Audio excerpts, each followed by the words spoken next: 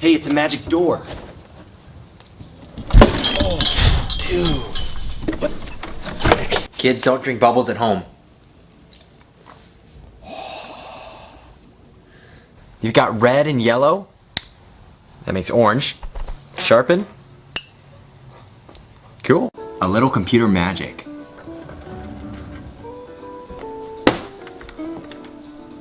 This is fruit swapping.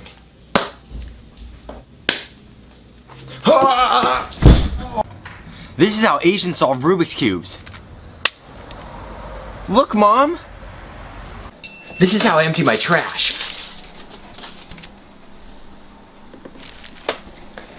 This is how I teleport friends. What up? Oh, crap.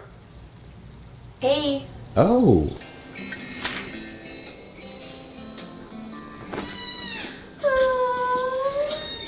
This is how I break car windows. Pikachu? Good job. High five. Okay. Is your Vine channel here? Yeah. Okay, that's me. Holy crap, that's amazing.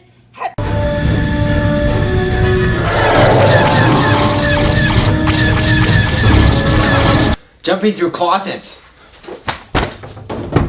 Whoa, that was crazy. You take some water and a goldfish. That's awesome.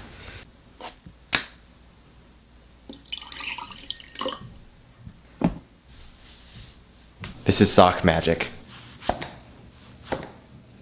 Oppan Gangnam Style.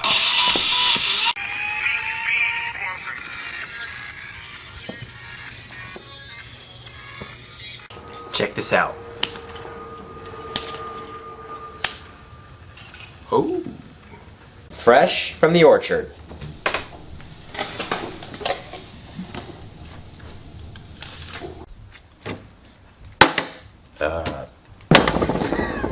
There it is.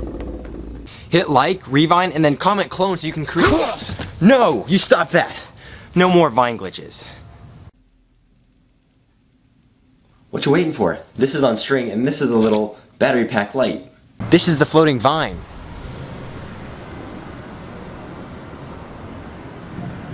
This is the Fruit Swap 2000. So put it down, take an apple, make it a banana, and then you get corn. Does this throw you for a loop? This is how I go swimming.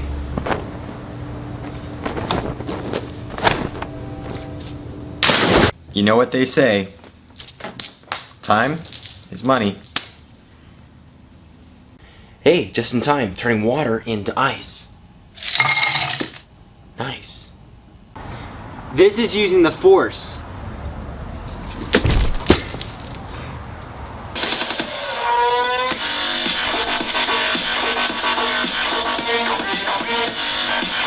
You want nachos on the go? Not your problem anymore. You ever just crave Christmas ornaments? Happy holidays!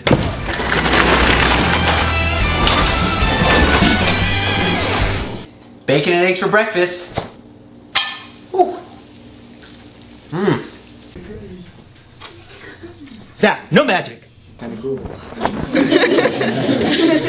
Hey guys, I'm going to be sending Christmas cards to the first 200 people that go to the link below. So hurry up and I'll send those to you.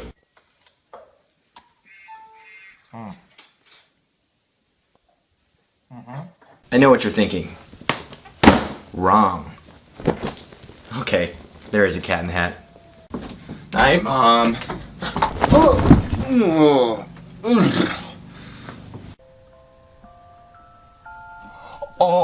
I want.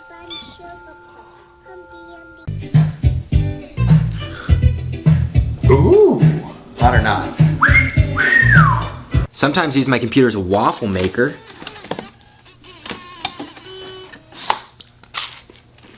Cooking ping pong balls for breakfast. Mmm, yummy. When you lock your keys in your car,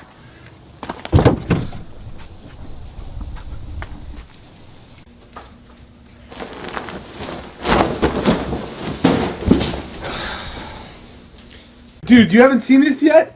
Oh, yes. Dude, what are you doing? my bedtime routine.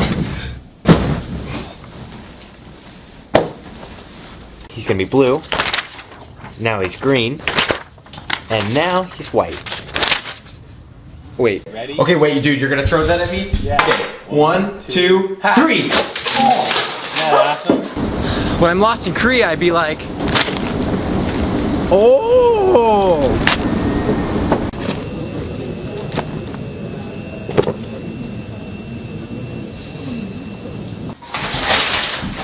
getting ready in the morning.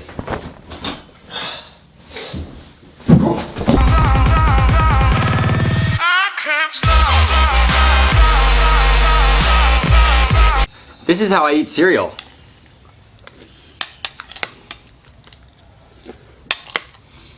I can turn my iPhone into paper.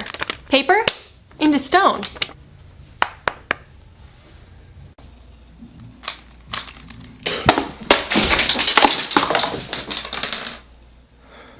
This iPhone app cooks popcorn.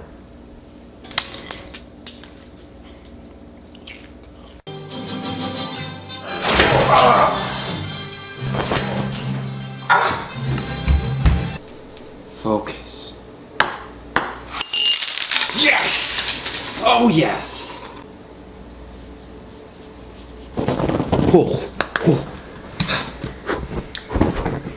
So I guess you can call this blue iPhone juice.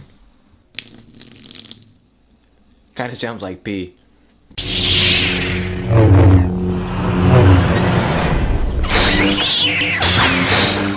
So I'm having this weird problem with my phone. See, watch whenever I swipe. Isn't that weird? This is how you change your shirt color. This is what I do with my leftover wrapping paper. I don't take my shirt off in public much. Kind of freaks people out. Oh, I'm just messing. Don't you hate when your phone can run faster than you? No! Hey! No! Wrapping a truck with Christmas paper. Merry Christmas. You can now bake cookies with a hairdryer. Mmm.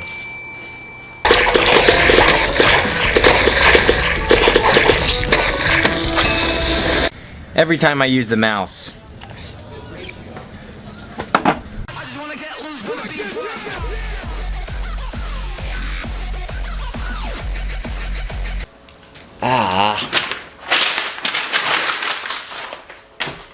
Everyday styrofoam cups. Now these can be borrowed if you wish, and you are also going to need a 2.5 inch iron nail or steel nail, really just any nail.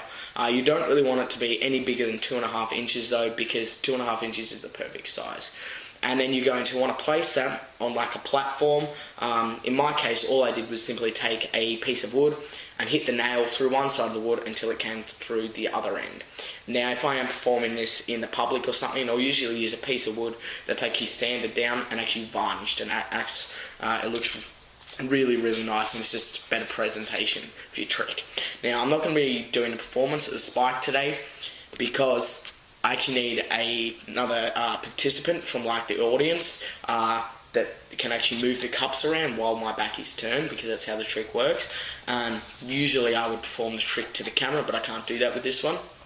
I don't have anyone else around at the moment to help me, so instead I'm going to leave a couple of links below the video in the video description that will be performances of Spike. So now we're going to go straight into the tutorial. Oh, and one more thing guys, just really be careful with this. You know, you've really got to practice the trick until you're super confident with it, so you can almost do it with your eyes closed, because if you do mess it up guys, like you can with any illusion, you might actually end up with a nail through your hand, and nobody wants that, because apart from the fact that it's going to bloody hurt, you can end up with a hole through your hand. So yeah, anyway, that's just a tip to perform Spike. Really perform it until you're very, very confident with it. So now let's get straight into the tutorial guys, and I'll show you how this trick is actually performed. Hi guys, welcome to the tutorial for Spike. Now guys, Spike is actually, as hard as it looks, a really easy effect to perform. And it's also great because you can use borrowed items.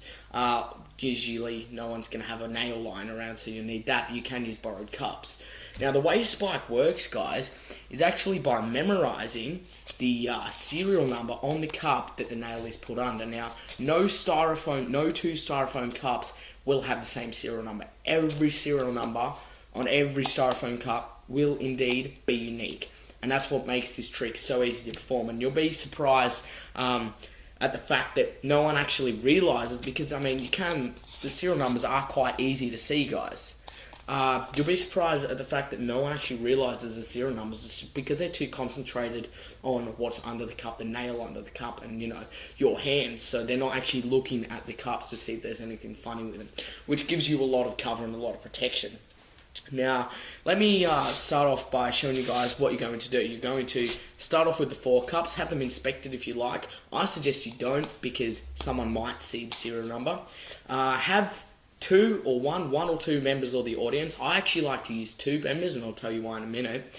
Have a member come up to a member of the audience, come up, and make sure that when you're starting, you know, the introduction to this effect, don't actually show everyone the nail, because no one's really going to volunteer if you tell everyone that you're going to use a nail, because they might, you know, think that you're going to use their hand or something. So hide the nail under one of the cups. Have a member of the audience come up, and then have them select a cup. First of all, take out the nail, obviously. And now, because they're actually already volunteering, they can't really walk off, you know. So take the nail out, have them select a cup, turn that cup over, and then now you're going to start pattering on about how you're going to play a game of Russian roulette. And you're going to say you're going to make it a little bit more dangerous and use a nail. And then if you are using 2 members of the audience, like I usually do, you can give the nail to the other member and then have them inspect that, because it is a real nail. There's nothing fake about it. It's a real nail from the garage. Also, guys, you might want to have a tetanus shot before you do this effect in case you do mess it up. You might want to have them inspect the nail, and if they do, that's cool. Now, take that nail, place the selected cup over the nail, and while you're actually placing the cup over it, you're going to memorize this serial number here. And in this case, on this cup, it's actually 145. So I'm actually going to memorize that number. I'm then going to take the other 4 cups. You're going to take the other 3 cups, and place them in next to the cup, the selected cup.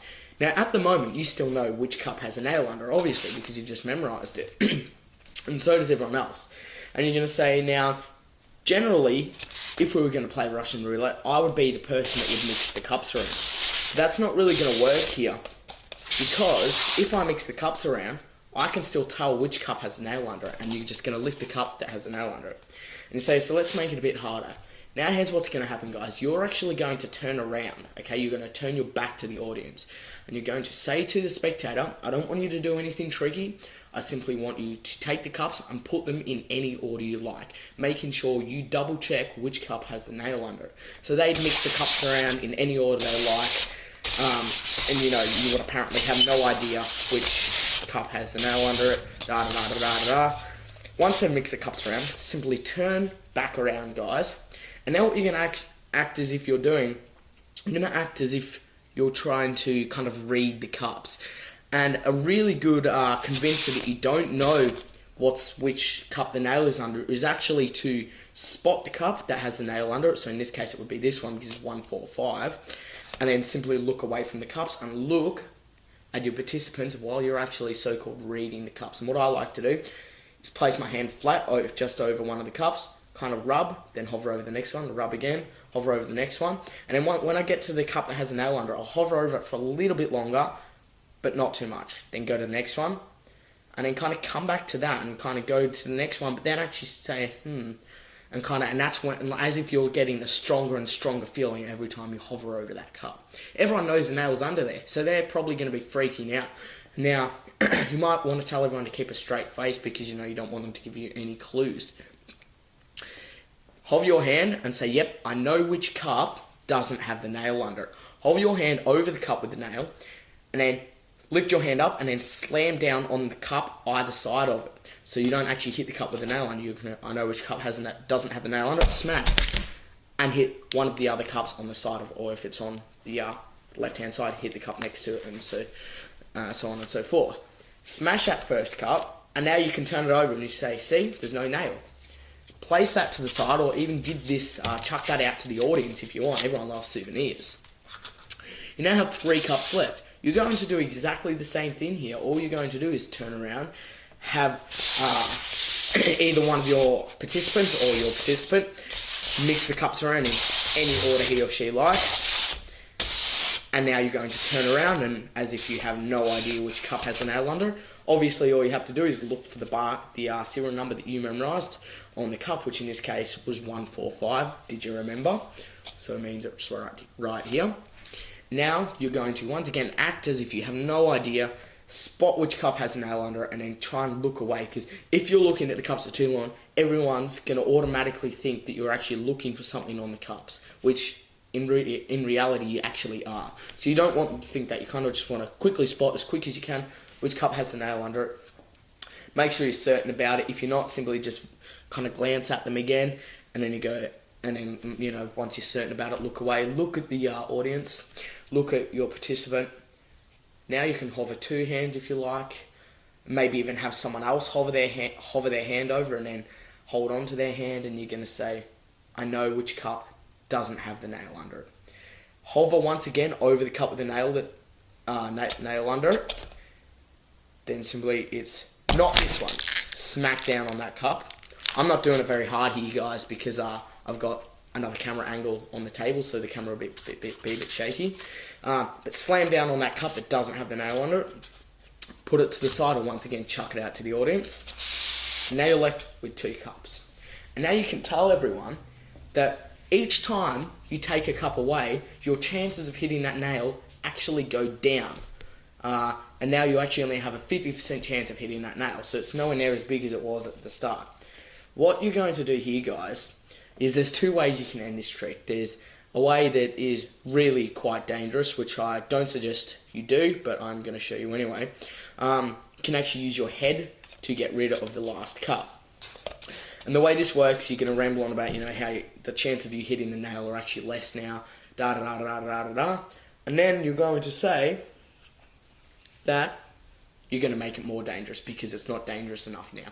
You're going to turn your back around, have the audience move the cups to a selected part of the floor, which will be selected by you, have them mix the cups around, and now you can simply bash the last cup with your forehead. And now that's an alternative way you can end Spike. But once again, guys, that is very, very dangerous, because if you do mess it up, you could end up with this through your forehead, and that is actually quite a life-threatening injury. Having a nail through your hand isn't, okay? So I don't suggest you do that, but that's just an alternative way to end it. Obviously, the other way you can end it would just be to simply wave your hand over. Obviously, turn around, have the spectators mix the cups, wave your hands over, same presentation as the last 2 times. Simply hover over the cup that has a nail under it, and then smack down on the cup that doesn't, and say, I knew that these 3 cups didn't have the nail under it, but I know, and so do you, obviously now, that the last cup, under the last cup, remains your 2.5-inch nail. This, guys, the trick by itself, guys, Spike, really isn't that entertaining. All you're doing is smashing cups. It's really the presentation that matters here. So you need to be able to present this trick and perform it very, very well to get a good reaction. And if you can perform it well, then you are going to get an amazing reaction. It's a nerve-wracking trick. People love it. I love it. You're going to love it. I guarantee you, Spike really is an effect that hits hard. And it's also quite easy to perform. And as dangerous as it is, if you practice it enough, you should be able to perform it with very little risk. That, guys, is Spike. I hope you liked it. It's cool that I've got 2 cameras now. So from now I'm going to be shooting with 2 camera angles. And I'll see you all later. Peace.